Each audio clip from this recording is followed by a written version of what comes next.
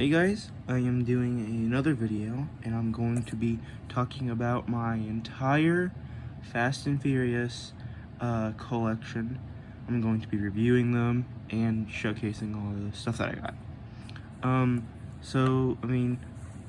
have all the movies. Like, I have the whole franchise right now.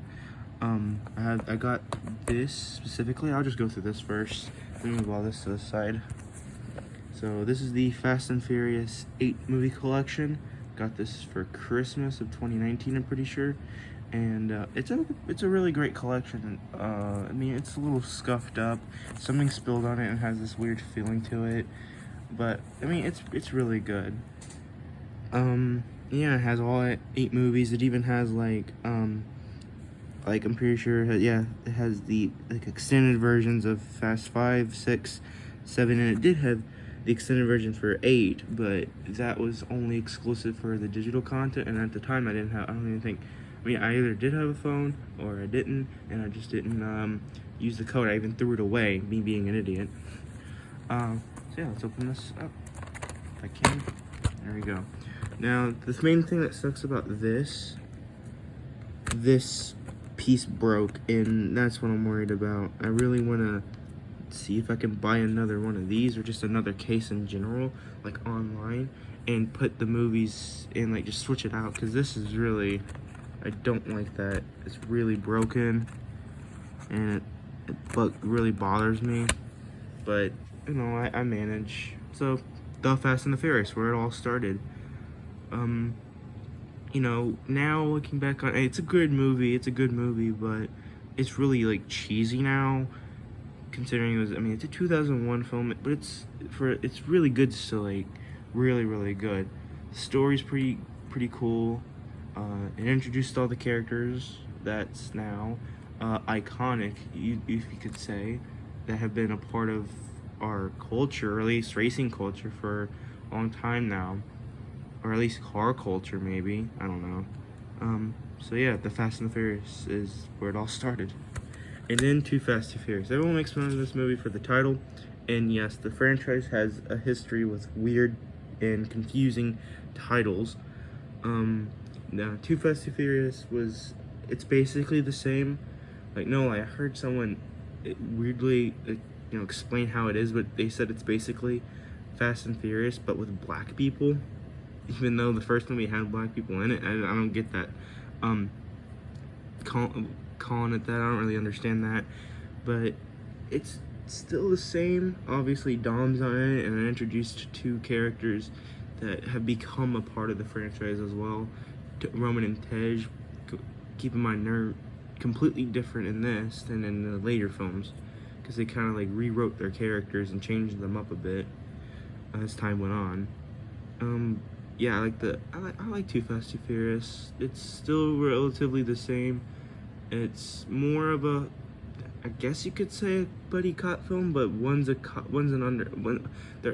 he's not undercover because he's not a cop anymore, but they decide to get him and like use him, and then he picks out Roman that he knew, and they had a falling out, I guess, because he arrested him, I think. I don't know, it's been a while since I've seen it, but it's a pretty okay movie. Now, if you want to talk about the trilogy of the first 3 movies, I'd say actually Tokyo Drift is my favorite out of all of them. And everyone agrees, Tokyo Drift is, at least most people agree, Tokyo Drift is a fan favorite, at least in the community, because it's just like really good. It introduced Han, which is another fan favorite character. Sean is cool, he's a pretty good character. I guess at the time people were just thrown off with the fact that it has nothing to do storyline wise, at least until later on. It had nothing to do storyline wise until the later film, we'll get to it. And unless you saw the end, Dom appears in it, but he's a cameo, not really a main part of the story. So that's probably why people thrown off by it. It was a sequel in the sense of, I guess it's one of those sequels that just had the title but had nothing to do with the story until they entered it and put it in later films. So yeah, that's Tokyo Drift. Now we get to the weird titles. At least back to not. It's really weird. See, Too Fast, Too Furious, and then now we're back. They completely changed it because I mean it was a semi reboot because at least that's what they said. Bringing back the original four: Dom, Letty, Mia, and Brian. And from the beginning, it's really different. They're not. I mean, there's racing in this movie, a lot more racing than in the later films, actually. But yeah, this one. I mean, it's really good too. I really like this one too. It was just, it's the title. All they did was just took out the and changed the and to the symbol and, so it's just called Fast and Furious, and it's kind of confusing that this is the fourth film. Then Fast Five. Fast Five is a title. Is a real title to a movie. But this is the one that actually a lot of people were seeing, and this is the most. I think this is the most highest. I think it is. It's the most highest rated. Maybe not. Maybe 7's rated a little bit higher, but I think this is the one people like really rate high because this is the one people really think is really, really good. And it is the storyline between. I mean, it introduced Dwayne Johnson into the story as his character Hobbs. Brian is back being a fugitive, you could say.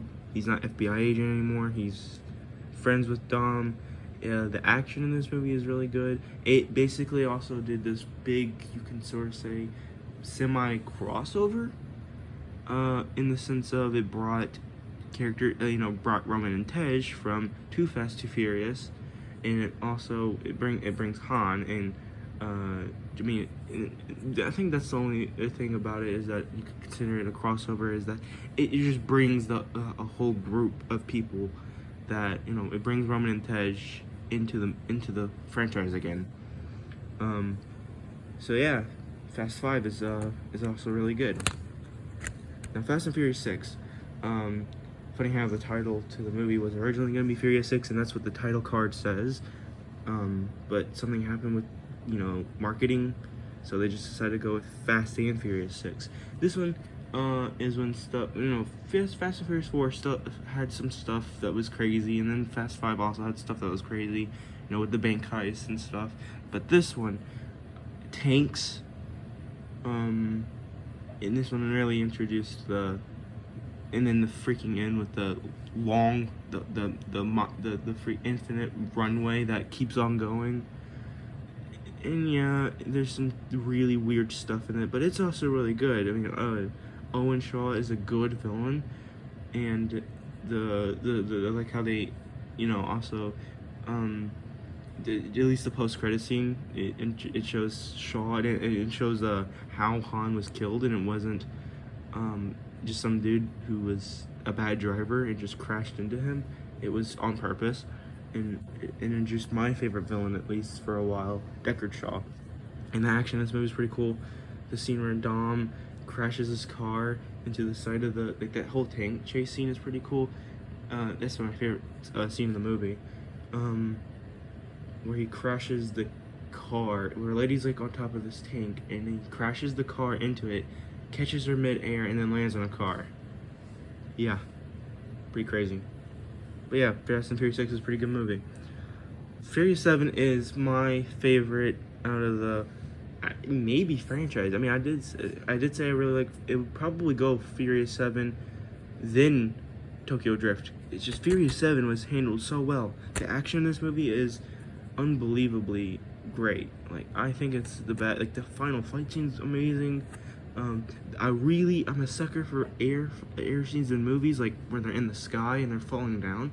I'm a real sucker for that. And I really like that stuff.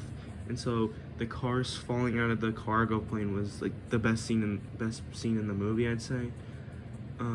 But the main thing about this movie is that while filming, Paul Walker ended up tragically dying to a car crash, and inevitably, certain scenes had to be shot with his brothers and with some CGI, which is groundbreaking CGI in my opinion. It was done really well. And a lot of people say, and I do agree, that this series should have ended with this movie. But that doesn't mean I don't like the later films. I really actually do enjoy the later films, but they are definitely, I do agree that they're not the same, and that it should have ended on Furious 7. I do agree with that. So yeah, Furious 7, really good movie.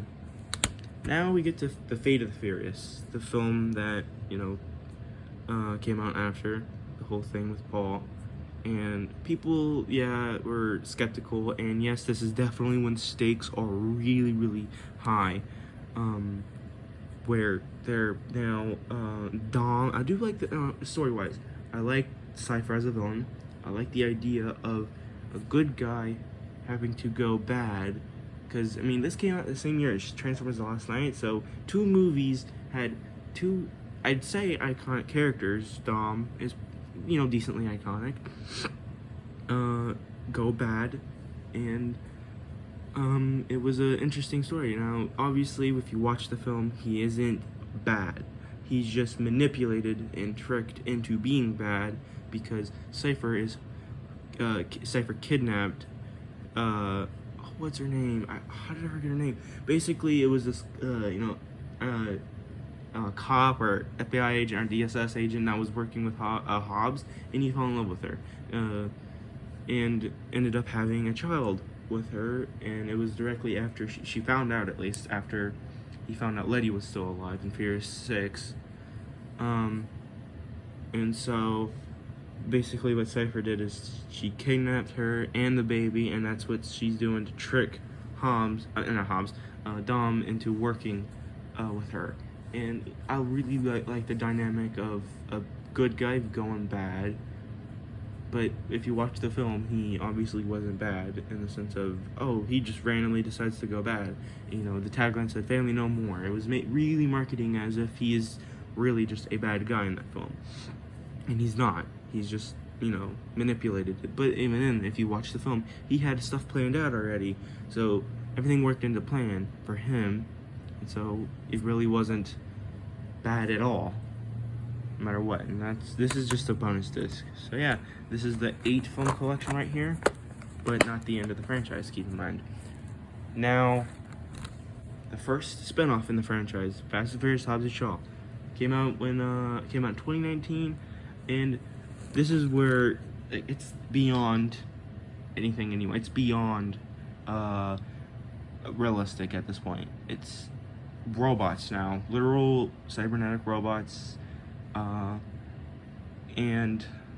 it's a pretty good. I like it. It's fun. It's mostly because I really like the characters of Hobbs and Shaw.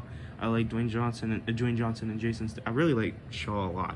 I really like Dwayne Johnson and Jason Statham's dynamic between each other, and I really do like Brixton as the villain. He's played by Idris Elba, but overall he's like a really cool villain. The action in this movie is done really well. The cameos from Ryan Reynolds and Kevin Hart are really funny and cool. And yeah, I really liked Hobbs and Shaw. If you want to see it, it's just, basic discs. But yeah, that's the back. And yeah, some of the stuff isn't, all good. Like, I don't know, I really didn't like Shaw's sister a whole lot. The virus part, to me it was more or less just another thing. It was just another device. It's not a device, but it's just another centered around thing. They're always using, and at least in the later films, it's at least in, I'm pretty sure, it was at least Furious 7, 8, and then Hobbs and Shaw is using this similar plot, a device, or in this case a virus, gonna basically wipe out the whole world. And yeah, Hobbs and Shaw, crazy fun, basically. Now we get to the most recent movie that I just recently got. F9, The Fast Saga. Also the director's cut, theatrical version. But this one is definitely a mixed bag amongst fans. I wouldn't say mixed bag, actually. A lot of fans really hated this movie. A lot of people actually just hated this movie. And this is the one where people said, just go back to roots. The film franchise just need to go back to roots.